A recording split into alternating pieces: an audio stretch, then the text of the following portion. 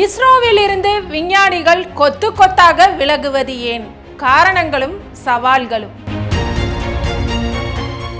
இந்திய விண்வெளி ஆய்வு மையமான இஸ்ரோ அமைப்பை டாக்டர் விக்ரம் சாராபாய் 1969ஆம் ஆண்டில் தொடங்கினார். இந்த 53 ஆண்டுகளில் பல்வேறு சாதனைகளை படைத்த இஸ்ரோ சமீப நாட்களாக ஊடகங்களில் பரபரப்பு பேசுபொருள் ஆகியிருக்கு.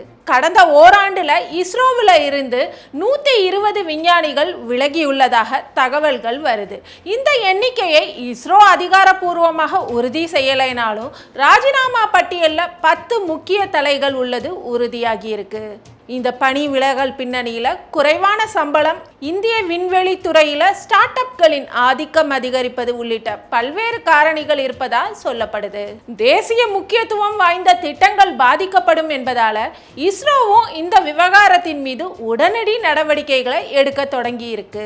இஸ்ரோ விஞ்ஞானிகள் ராஜினாமாக்கள், அதன் பின்னணி, தடுப்பு நடவடிக்கைகள் குறித்தும் நிபுணர்களின் கருத்து பரிந்துரைகள் குறித்தும் பார்ப்போம். தன்வினை தன்னை சுடும்ன்றத போல மத்திய அரசு இந்திய விண்வெளி துறையை தனியார்களுக்கு திறந்து விட்டது இப்போ இஸ்ரோவையே பதம் பார்க்குதுன்னு சொல்லலாம். மத்திய அரசின் ஊக்குவிப்பால இந்தியாவில் புதிதாக 400 விண்வெளி ஸ்டார்ட் அப் நிறுவனங்கள் தோன்றி இருக்கின்றன. விஞ்ஞானிகளுக்கு அதிகப்படியான ஊதியமும் அவர்களின் திறமைக்கு பல்வேறு வாய்ப்புகளும் அள்ளித்தர தயாராக இந்த நிறுவனங்கள் இருக்குது.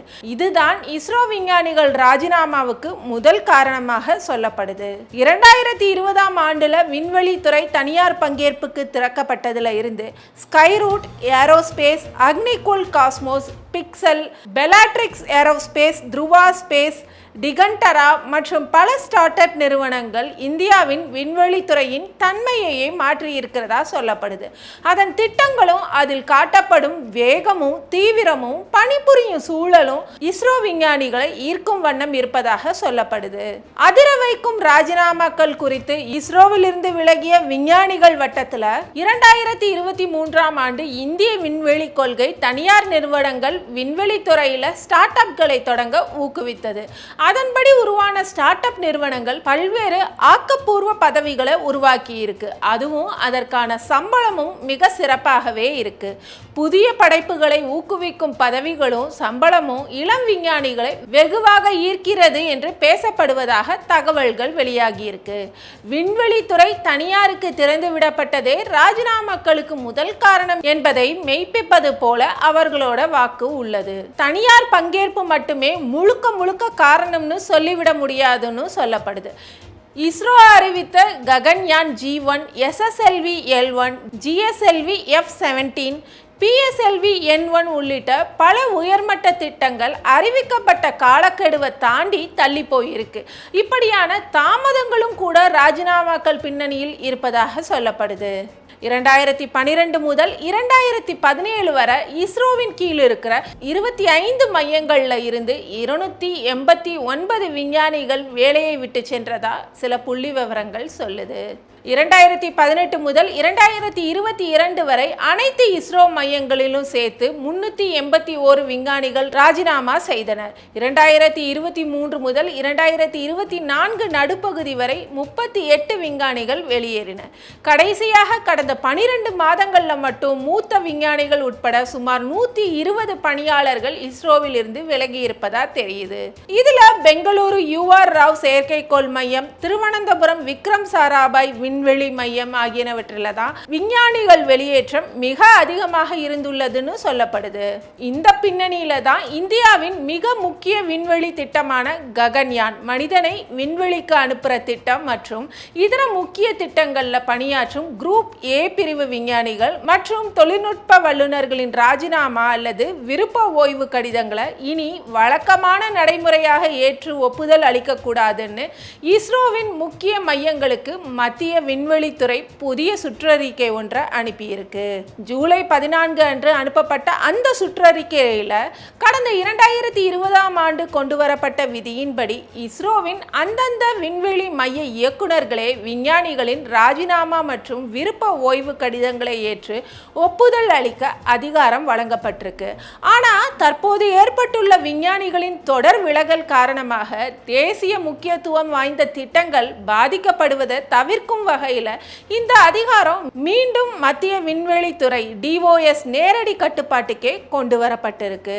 பெங்களூரு UR ராவ் செயற்கைக்கோள் மையம், திருவனந்தபுரம் விக்ரம் சாராபாய் விண்வெளி மையம் உள்ளிட்ட அனைத்து இஸ்ரோ மையங்களுக்கும் இந்த புதிய உத்தரவு பிறப்பிக்கப்பட்டிருக்கு.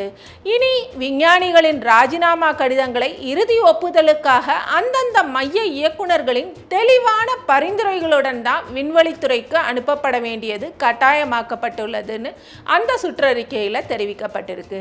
இது குறித்து விண்வெளித்துறை அதிகாரிகள் வட்டாரம் ஊடகங்களுக்கு அளித்த பேட்டியில் ராஜினாமாக்களுக்கு கெடுபிடிகளை ஏற்படுத்தும் இந்த உத்தரவை இஸ்ரோ விஞ்ஞானிகள் இனி ராஜினாமாவே செய்ய முடியாதபடி முழுமையான தடையாக எடுத்துக்கொள்ளக்கூடாது.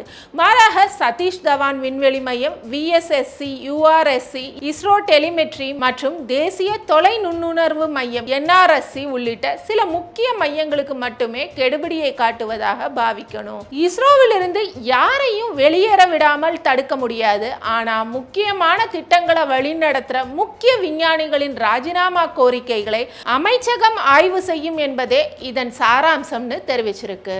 இதற்கிடையில விண்வெளி ஆராய்ச்சியாளர்கள் இவ்வாறு தனியார் நிறுவனங்களுக்கு மாறுவதற்கு அரசு நிறுவனங்களின் பாரம்பரியமான கடுமையான படிநிலை அமைப்பில் இருந்து விடுதலை பெறும் வேட்கையும், தனியார் நிறுவனங்களில் நிலவும் வேகமான முடிவெடுக்கும் செயல்முறை, சிறந்த தொழில்முறை அங்கீகாரம் கிடைக்கும் சூழலும் இருப்பதாக ஆராய்ச்சி பணியாளர்கள் மனநிலை குறித்து ஆராயும் நிபுணர்கள் சொல்றாங்க. இந்தியாவில் படிச்சுட்டு வெளிநாடுகளில் சென்று வேலை செய்பவர்கள் நாட்டில் பிரெயின் ட்ரெயினை ஊக்குவிக்கிறார்கள்ன்ற விமர்சனம் எப்போதுமே இங்கே இருக்கு. இத்தகைய அறிவுஜீவிகளின் வெளியேற்றம் இந்தியாவின் விண்வெளி நிறுவனமான இஸ்ரோவிலேயே இங்கேயே உருவான தனியார் அமைப்புகளால் தற்போது நடந்து கொண்டிருக்கிறது. இந்த சூழல்ல இஸ்ரோ அமைப்பானது அமெரிக்காவின் நாசா மற்றும் ஐரோப்பிய விண்வெளி முகமை யூரோப்பியன் ஸ்பேஸ் ஏஜென்சி போன்ற மேற்கத்திய விண்வெளி நிறுவனங்களின் வேலைவாய்ப்பு மாதிரிகளை ஆராய்ந்து அதை இஸ்ரோவில் செயல்படுத்தணும்னு சில நிபுணர்கள் பரிந்துரைக்கிறாங்க. இந்திய விண்வெளி ஆராய்ச்சியாளர்களுக்கு மிக பெரிய கனவு இஸ்ரோவில் பணியாற்றுவது தான்.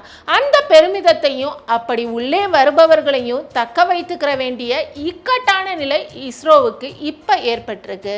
நாசா மற்றும் ஐரோப்பிய விண்வெளி முகமையில் ப்ராஜெக்ட் அடிப்படையிலான பணியமர்த்தல்கள் என்று அவ்வப்போது திட்டத்துக்கு ஏற்ப விஞ்ஞானிகளை பணியமர்த்தினாலும் கூட நிபுணத்துவம் வாய்ந்தவர்கள் பலரை நல்ல ஊதியத்துடன் நிரந்தரமாக தக்க வைச்சுக்க எல்லா நடவடிக்கைகளும் மேற்கொள்ளப்படுது.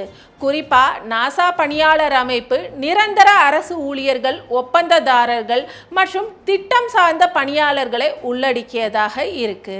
இது மாதிரியான ஹைபிரிட் மாடல் நிறுவனத்திற்கு நெகிழ்வுத்தன்மையை வழங்குறதோட நிறுவன ரீதியான நிபுணத்துவத்தையும் தக்க வச்சுக்க உதவுது.